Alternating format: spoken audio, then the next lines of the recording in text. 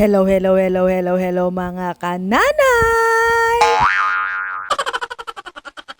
Ngayon ngang araw ay may nag-alok sa atin ng ulang kaya dali-dali ko naman itong pinuntahan. Sakto wala pa akong maisip na ulam at pang-content na rin. Kulang isang guhit para mag-1 kilo ang timbang nitong nabili kong ulang at nagkakahalaga ito ng 400 pero natawaran ko ng hanggang 350. Familiar ba kayo dito sa gantong itsura ng hipon? Bali, freshwater shrimp ka pala ang tawag nito sa Ingles. At bukod sa nakatawad na tayo ay nakahingi pa tayo nitong talbos ng kamote. Perfect din kasi itong pangsahog dito sa sasabawan nating hipon. At bago po ako magpatuloy sa pagbubunot nitong talbos ay gusto ko lamang magpasalamat at mag-shoutout kay Tatay Opre dahil siya ang may-ari nito. Ka-Opre, dito na po ako nagpaalam sa vlog ko ha, pero nagpaalam naman po ako kay JC. Thank you very much po! Pero ops, hindi kasali yan. Talbos ng kamote lang ang usapan, panabong yan. At buti na nga lang ay may mangilan-ngilan ding bunga pa tong aming kamyas kaya naisip ko na ito yung gagawin kong pampaasim dito sa ating lulutuin pero parang pakiramdam ko ay kulang kaya nanghingi pa tayo sa kapitbahay. Masarap kasi dito sa lulutuin natin na to ay kumakagat talaga yung asim kiligin. Thank you, Ate Net.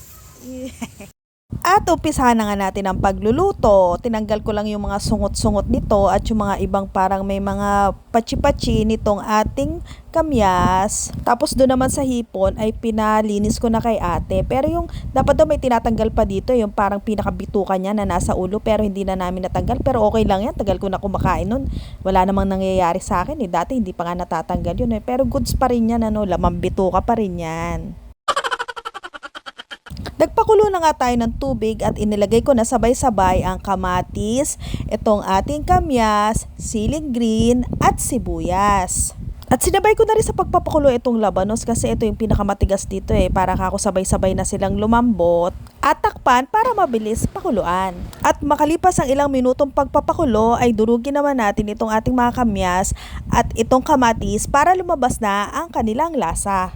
Pagkatapos naman ay tinimplahan na natin siya na pampalasang asin at bechin. Sa bechin, 2 kutsarita ang nilagay ko at sa asin naman ay depende na sa'yo kung gaano karami. Depende sa panlasa mo.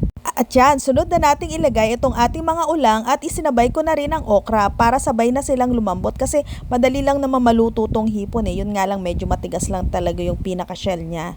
Naalala ko nga dati nung bata pa ako. Dahil nga nakatira kami sa malapit sa ilog, ang alam ko na klase ang langhipon ay ito lang at gantong luto ang ginagawa ng nanay ko.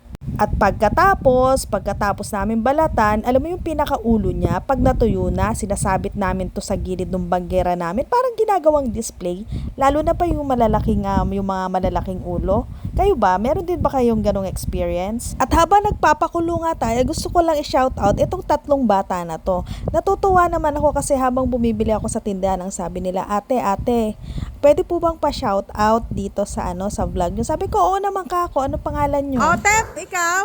Ay, Hana, okay, sige. Shoutout po kay mama. Okay, shoutout. Manawagan ka na sa mama.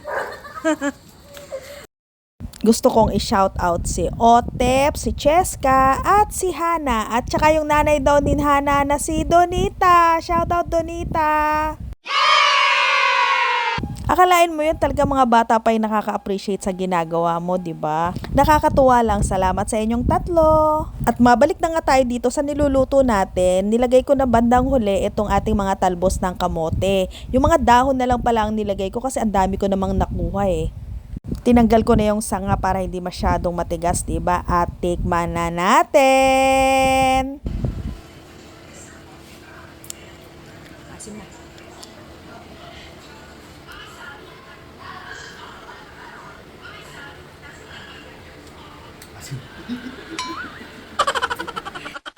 Ayan, luto na ang ating sinigang na ulang sa kamyas. Sarap nito i-partner sa patis tapos maraming sili bilang sausawan. Naku, at saka sa mainit na kanin. Tara na, kain na tayo. Yun lang, thank you so much for watching. Hanggang sa susunod na food trip. Paalam!